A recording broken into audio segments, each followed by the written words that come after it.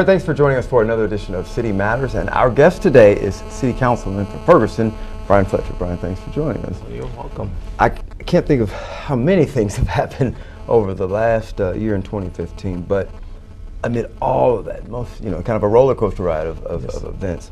Talk about some of the positive things that have come out of it. Maybe things that you've heard from some folks in your ward or just within the community. I think there's several positive aspects of what's happened since the tragedy of August 9th of 2014, but I think the community has come together much more than in the past. I think people are listening to one another's concerns and frustrations. One of the things I noticed right away is that the area food banks got together. They never really communicated as much, and by that I mean, for example, maybe somebody would come to, a single mother would come needing diapers and that pantry might be out of it.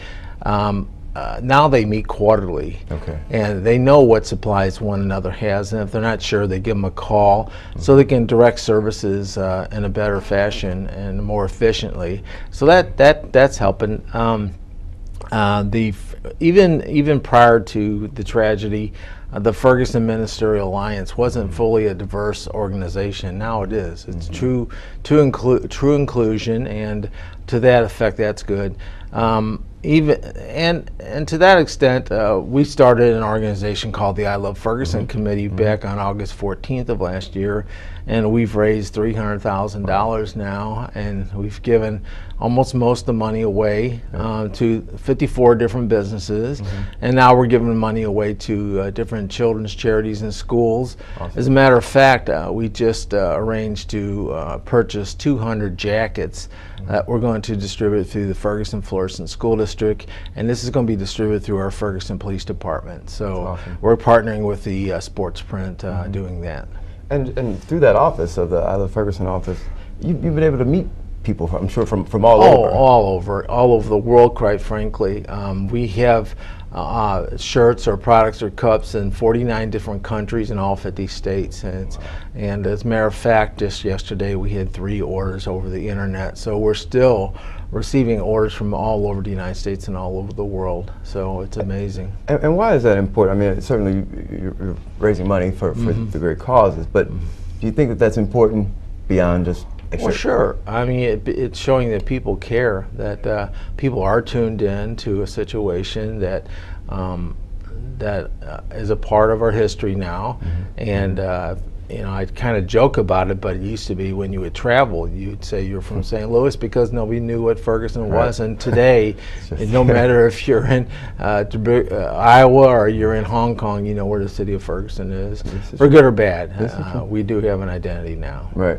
Do you think in any way that your experience as a former mayor of this community helped you, or I don't know if there's anything that can prepare you for the type of events that unfold? I think what being in political office a long time, it helps you to develop a sense of what you should listen to and what is just people complaining. It does tend to give you a thicker skin because you do take a lot of abuse. People get frustrated and they lash out their elected officials, and I accept that. I think it's prepared me to have a greater understanding of the financial situation we're in because I have that budgetary experience, not only with the city of Ferguson, but being a school board member with the Ferguson Florissant School District for years also helped me. Very large budget. Let's stay on that topic. I mean, do you think, we certainly know that there's a serious financial challenge, if you want to use the term. Do you think the city can recover? What do you tell to residents? I mean, you're a homeowner. Yeah, it's going to take multiple efforts on different fronts. It'll probably take several budgetary cuts that may involve employees. It will take probably some revenue increases through taxes, and a combination of both. There's not one simple solution. It is a major concern. Some of the things will correct themselves as the economy continues to improve. Sales tax will improve. Hopefully we'll be able to attract more businesses and create, utility tax and things of that nature. But I do think that Ferguson has a bright future. I came back on the council because I felt I could contribute to help heal the city and bring it forward. And I know you seem to connect with a lot of people who felt like they weren't heard. I remember when you were campaigning. Do you feel like you personally are making a better connection, or helping them to make a better connection with the government? Sure. I am very accessible, and I do listen well, and I understand the concerns and fears that our residents have. The number one largest thing that they purchase in their life is their home. And there's a great concern that the values of their home have lowered, not only as a result of the unrest, but as a result of the recession that we went through. So most of the Ferguson, North County residents have seen about a 30% reduction in their property values, which has reduced the taxes to the city as well. So we need to get our home property values back up, and not that we want to see people's taxes increase, but they also know that their property values are increasing at the same time. If you can say, do you know how that fits with the surrounding area? I mean, is Ferguson kind of alone, or? Well, no, Ferguson's not alone in that. I mean, everyone's noticed the depreciation. It was noted a week or so ago, though, that the property values have started to turn around, especially in Ferguson. That's due to the fact that a lot of foreclosures have gone through the process now, and that devalued the price of the properties. Now that there's not as many foreclosures, the median home value is starting to increase, and that was a pleasant surprise that I heard. 2016 goals or hopes as we go into. Well, we're still have a pending situation with the Department of Justice to come to some type of agreement, if we possibly can, to move our city and our individuals, citizens forward. I know that's kind of a noose around our neck right now, because the financial credibility of the city with Moody Corporation depends upon our future outlook for our revenue. So the sooner we can resolve that issue, the better it will be for our financial structure and help us move forward. So. You know, but it's all workable. It's just a matter of working out the details and listening to what the wishes of the citizens are. Let's stay on that for a second. You know, we've heard some voices in the community just say that they weren't kept in the loop about DOJ and they don't know. Explain what. Obviously, there are details you cannot say, and that's part of your answer. But explain what the process is like dealing with. You know, you got attorneys. I mean, this is there's a lot going on. There's a lot going on, but there's also been many different town hall meetings. Quite frankly, if you wanted an opportunity to express your opinion, your concerns, your feelings, what you'd like to see the city accomplish, there have been the opportunities. You need to take those opportunities. So sometimes the meetings are not as attended as well as we like to see the public input. I think there is a little bit of fatigue, mental fatigue, from the number of meetings we've had, quite frankly. Trying to sort out which are the ones I need to be at, which are the ones maybe I don't need to be at. So that's our job as a city council, to try to point out the important meetings that they do need to attend.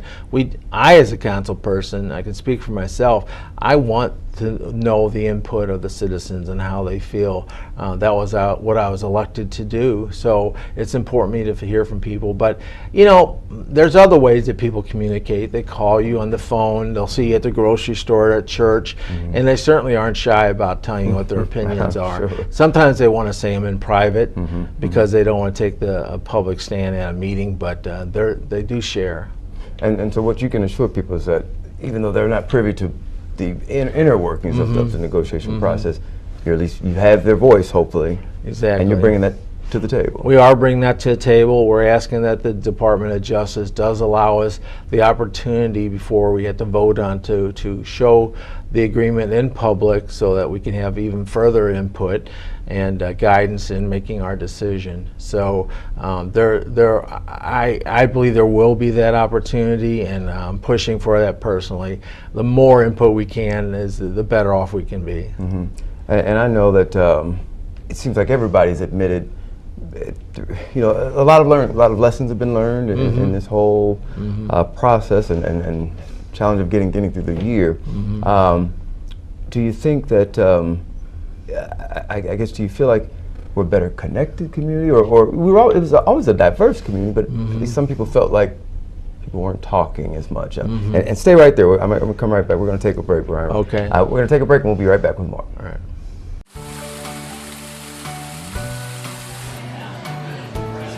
In Ferguson, we're serving up happiness. In Ferguson, we're serving up hospitality. In Ferguson, we're serving up peace. In Ferguson, we're serving up optimism. In Ferguson, we're serving up change. Ferguson is our home, and you're always welcome here. When I'm working, things can get so hectic, so sometimes I need to find an easy way to express what's most important to me. Like with my crew, I use shorthand to tell them what I need. And when I need to talk directly to my fans, but the most meaningful shorthand of all is the one I use when I'm about to drive. #X. It's an easy way to tell everyone that I'm about to drive, and I do it every time before I get behind the wheel. Use #X to pause the conversation before you drive, because no text is worth a life. All right, thanks for coming back with more of City Matters. We're here with Brian Fletcher. And Brian, let's pick up where I left off. You know, Ferguson has always been a diverse community, one of the most or more diverse communities. But you know, people still felt like, well, we learned that people still felt like we weren't connected. You can never over communicate. You can always learn. But you're correct. It was a little surprising that the discussion occurred here. Maybe in God's wisdom, he understood that Ferguson had the strength to handle it.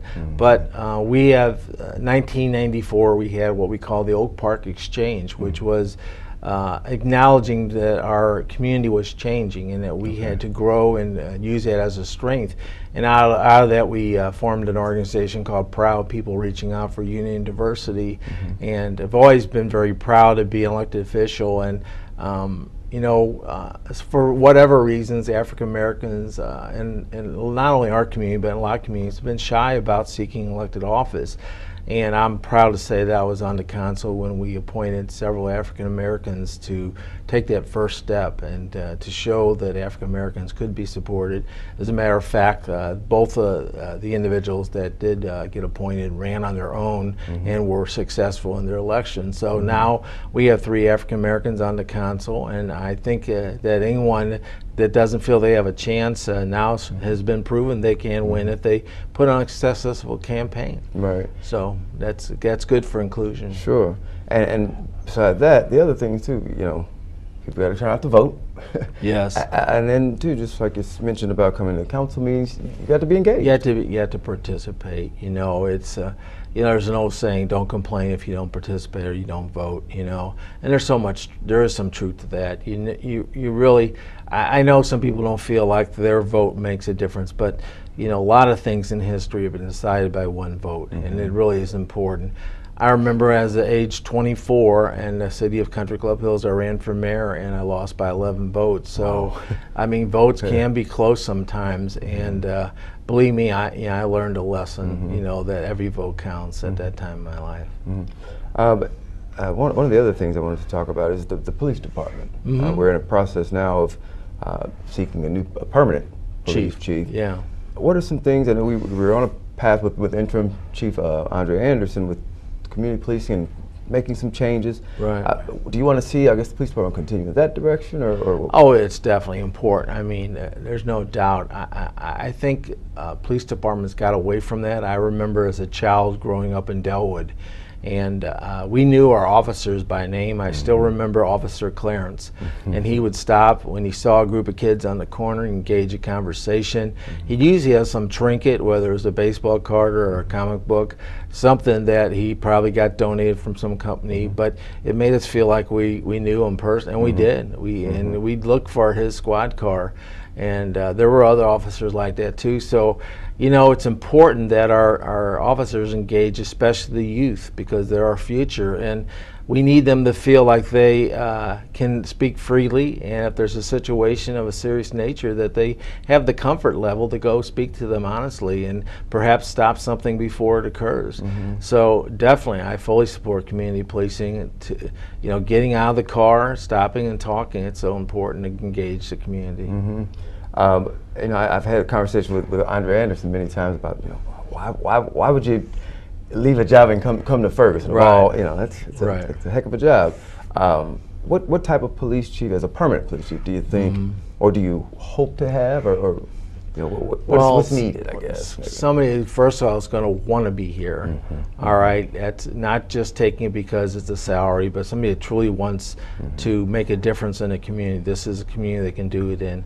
And I think if they can succeed in Ferguson after what we've been through, they probably can succeed anywhere. And somebody who's honest and open and friendly, engaging, has somewhat of a personality and a character. They're going to have to not be a shy person. They're going to have to be an extrovert. So those are the kind of qualities I'm looking for. Plus somebody that knows how to run a police department efficiently. Right. I mean, in addition to being an extrovert and outgoing character, they also have to know how to run and have discipline with their officers. I know I've been surprised at one point, and very happy to see that many of the community events that have taken place in Ferguson, with Northern Lights, all of the events on the music, the festivals, people have come out, and you see, it gives you a glimpse of, well, this is Ferguson. Just for that moment, if nothing else. That is the true part of Ferguson, whether it's the 4th of July Festival or the Street Fest, or like you said, the Northern Lights Festival. We are known for our community activities, whether it's the summer concert series. That's what makes Ferguson special. Without that, we're not the unique city that I've known Ferguson to be. That's why I stay here. And that's what I'm going to continue to push for, is that interactive. And our farmers market, I mean, you can't get any better. Our 13th year of our farmers market just completed, and it's a great place where people come out and meet with their friends and their neighbors and have a great time. Yeah, and I guess the point, even more so than just the crowds, is just the diversity, I guess, is what I've been to yeah, say. exactly. All ages, and you say, well, this is and we are getting back to a sense of normalcy over the last couple months now. There was concerns last year about what would happen if they came out, but I've seen a return to normalcy, and that's an excellent thing. We've had a good year for the most part, and we're working through the issues we need to work through. But I want people to realize something. What's happened in Ferguson these past 15, 16 months could have happened on almost any city in the United States, and it happened here, and we accept that opportunity and that challenge, and we hope to be a model community from this point forward, so that people can see how things are done properly and how you can live together in a diverse community and move forward. Getting there, we made certainly some progress, but still a ways to go. Yeah. How do you manage to, in your day-to-day life, I mean, it's a lot on your shoulders, you and then the other council members? Well, my past, I have an understanding of a lot of the people in the community. I grew up in poverty. My father died when I was a teenager. I have lived on food stamps when I was a child. I took advantage of Pell Grants. I have a direct understanding of some of the many frustrations that, 25% of our population lives in poverty in Ferguson, 1 out of 4. Wow. And so I understand that, and I know what the struggle is, but I will tell any individual that's living through that struggle and that frustration is take advantage of the opportunities. They only knock once sometimes, and you have to take the opportunity to use those opportunities to better yourself and make a life for yourself and your family. It can be done. I'm proof of that.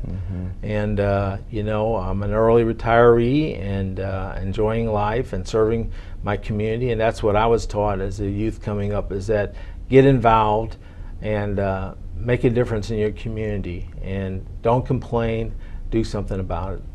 I like that a lot. And then just talk about, I guess, what are some things people don't necessarily know? What do you do in your spare time? Well, I don't have a lot of spare time, even though I'm retired. I chair the I Love Ferguson committee. I'm on the city council. I volunteer in the immediate past year of the 4th of July Festival committee. So I'm always volunteering my services. So what I do enjoy is traveling. My wife is retiring in February as well, and we hope to take more trips with the Ferguson Parks and Recreation. All right. Brian, Yeah. awesome. Thank you Well, for thank joining you, us. Jeff. I appreciate it. Appreciate All it. right. And thank you for joining us for another edition of City Matters.